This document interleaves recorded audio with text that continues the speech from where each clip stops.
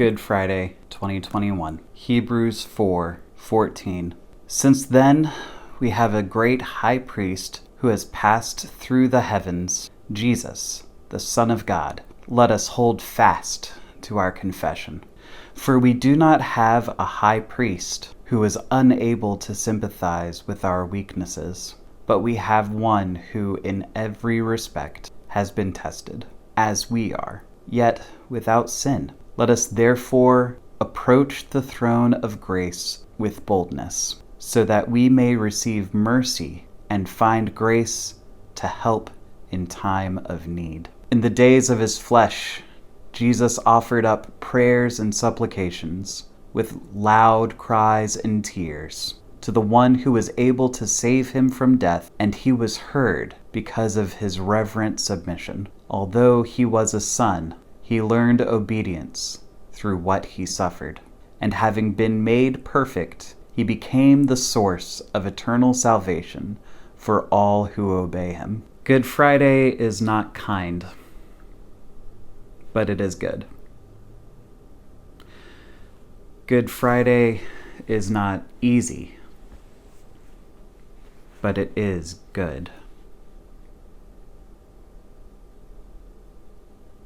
Good Friday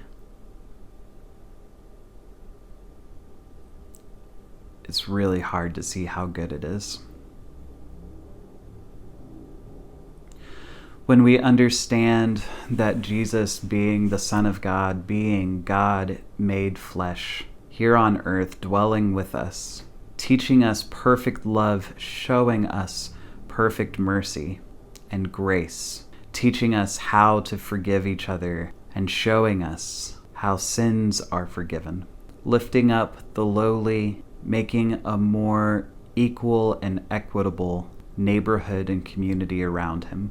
And our response in the face of such perfect love was to crucify him.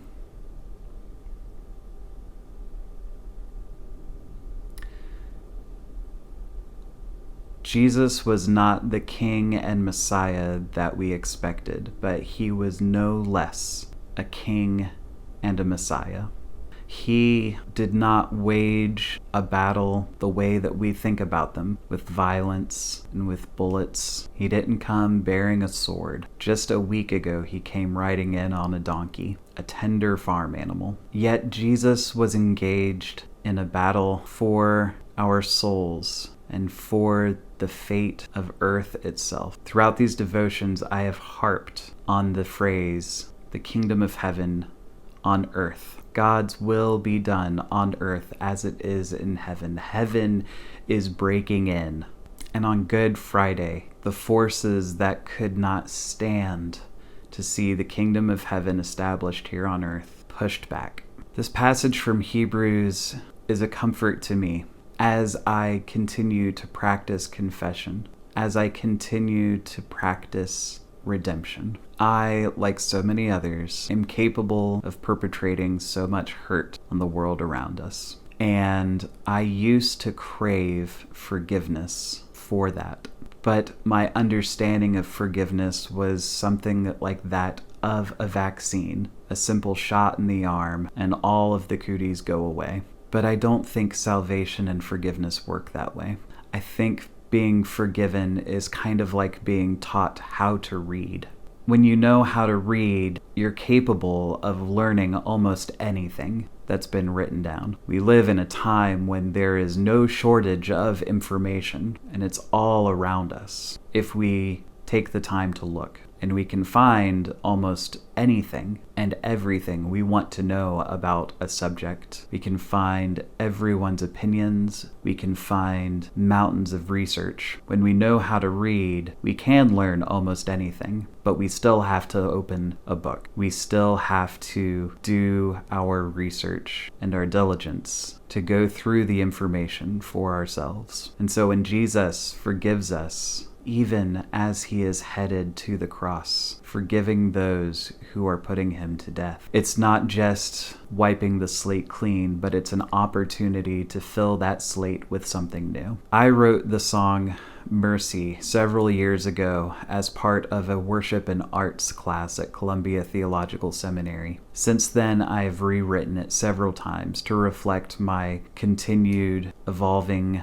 understanding of the nature of mercy, grace, and forgiveness. I borrowed the phrase, "have mercy on me," from the Kyrie eleison, a phrase often uttered in liturgy as part of the confessional sequence, a phrase that has stood the test of time and been passed down from generation to generation because it holds so much of the Christian faith within it. There is mercy to be had. It is had by God, and it is given to us by God. And on this good but hard, good but painful Friday, we ask for God's mercy. This mercy has an impossible price. Let us honor that sacrifice by taking the opportunity in our newfound forgiven state to do something better, to continue to do something better, to continue to learn, to continue to grow, to live in the freedom of those opportunities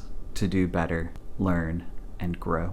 We don't have to get it perfect every single time, but we do have to figure out how we can fail a little bit better every time, knowing that Jesus has forgiven us and offered a freedom to us that we cannot throw away.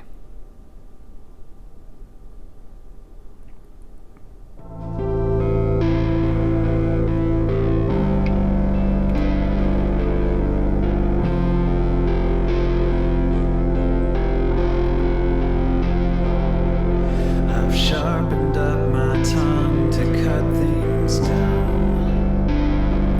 I've stood silent when my words were needed most. I have followed power where I shouldn't go. I've ignored the very love and voice of God when I was lost.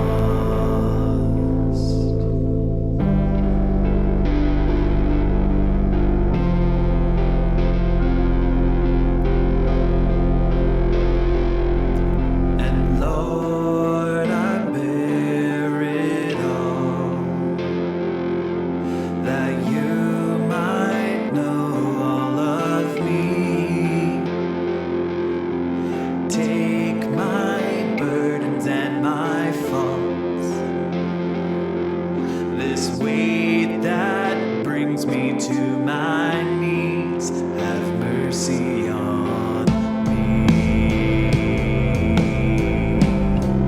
Have mercy on me.